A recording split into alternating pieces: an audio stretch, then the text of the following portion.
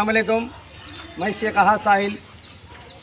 आज ward number 1 कुंटा area के अंदर एक हादसा पेश आया जिसमें 2 लड़के इलेक्ट्रिक शॉर्ट से जो है मुतासिर हुए। ये जो आप देख रहे हैं, जो घर जो काम चल रहा था यहाँ पर, ये घर का कंस्ट्रक्शन काम चल रहा था जिसके अंदर एक मिस्त्री जो काम कर रहा था उसको वायर की जद में आकर, ये जो 11 kV का जो वायर है इसकी जद में आकर हादसे का शिकार हुआ, जो अभी अभी दवाखाने के अंदर एडमिट है। सवाल यहाँ पर ये है कि इस तरीके से ये जो घरों के ऊपर जो लाइन जा रही है, कोई 35 kV की है तो कोई 11 kV की है, इस तरह कुंटे के अंदर पाए जाने वाले अवाम को बेवकूफ़ बनाते हुए प्लाटों की फ़रोख्ती की गई।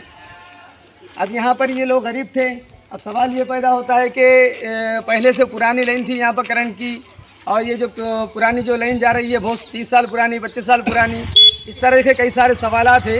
लेकिन अहम मुद्दा ये है कि जिस वक्त में यहाँ प्लाटिंग बेचे गए थे, जिस वक्त में प्लाट बनाकर बेचा गया था, उस वक्त में इन लोगों को इस बात का तयक़ुन दिया गया था कि ये लाइन जो है निकाल दी जाएगी, लेकिन ऐसा नहीं हुआ। यहाँ पर पिछले 20 सालों से काउंसलर जो है कोई अवामी खिदमत अंजाम नहीं दिए, जिसकी वजह से आज ये हादसा पेश आया।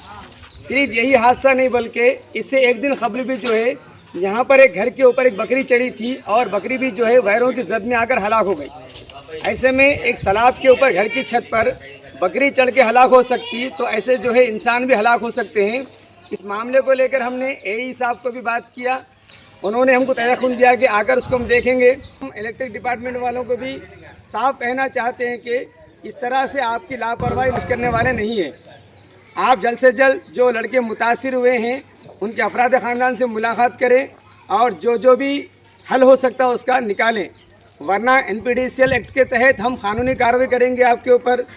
और किस तरीके से यहाँ पर अवाम को परेशानी का सामना करना पड़ रहा है और इसमें आपकी क्या लापरवाही रही।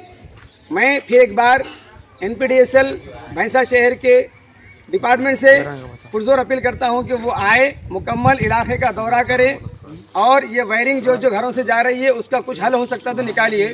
इसके अलावा मैं ये भी कहना चाहता हूँ कि आज से 10 साल पहले जिस वक्त में प्लाटिंग बनाई गई थी और ये गरीब अफराद जो है यहाँ से अपनी रिहाइशगाह बनाने के लिए जगह खरीदे थे, सस्ते में ख़रीदे थे, क्योंकि उनको तयक़ुन दिया गया था कि वो आने वाले दिनों के अंदर ये जो प्लाट के ऊपर से लाइन जा रही है करंट की, उसको निकाल देने का तयक़ुन दिया गया था। लेकिन इनको चूना लगाया गया, इनको आज तक कोई मामला हल नहीं किया गया। ऐसे में एक नहीं बल्कि आधे प्लाट के ऊपर पूरा का पूरा आधा प्लाट के ऊपर से लाइन है, ऐसे पूरे कई घर मुतासिर हो रहे हैं। इस तरह का अवाम के साथ धोखा और इस तरह के अवाम को परेशानी में डाल कॉन्टेस्टिंग कैंडिडेट जो पिछले इंतखाबात के अंदर जो हाल में इंतखाबात हुए, उस इंतखाबात के अंदर मैं कांग्रेस पार्टी से हारा हूं, मुझे शिकस्त का सामना करना पड़ा। लेकिन मैं कुंटा एरिया वार्ड नंबर की अवाम को इस बात का तयक़ुन देता हूं कि 5 साल, आने वाले 5 साल मैं आपकी दरमियान में एज ए काउंसलर बनकर खिदमत करूंगा। मुझे और देकर जो है अच्छे और दिलाने पर काम किया।